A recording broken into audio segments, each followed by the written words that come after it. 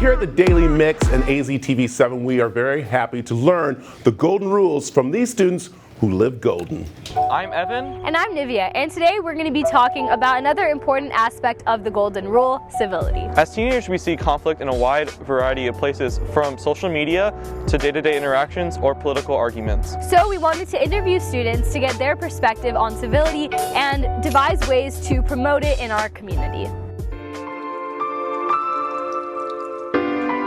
I think civility is about being polite and respectful to everybody regardless of your differences in opinion. It gets to a point sometimes where people just full on are like yelling at each other, and literal fights will break out because of bad disagreements between some idea.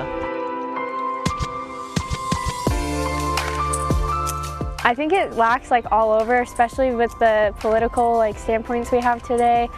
In the political world, a lot of people choose not to be civil, and they just choose not to agree, and they lock themselves into a position where they just don't want to agree with anyone else. They think their idea is correct. Honestly, just in general conduct, whenever people are talking, it seems to be really lacking just because people are so entrenched in their ideas.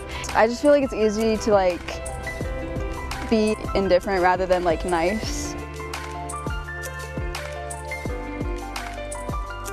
I think when you realize that everyone's just like you and they have their own opinions, it makes it easier to respect them and just understand that just because they think that way doesn't mean that you're wrong or that they're wrong, but that you're all just people with your own opinions.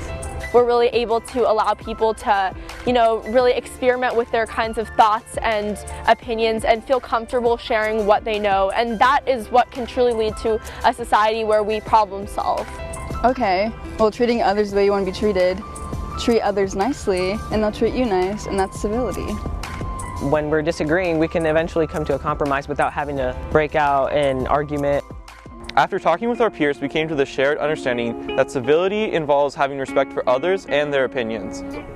One key takeaway we had was that familial relationships often experience a lack of civility. Whether that means discussing contrasting religious interpretations or political points, we can see that not prioritizing respect can detrimentally impact the relationships we have.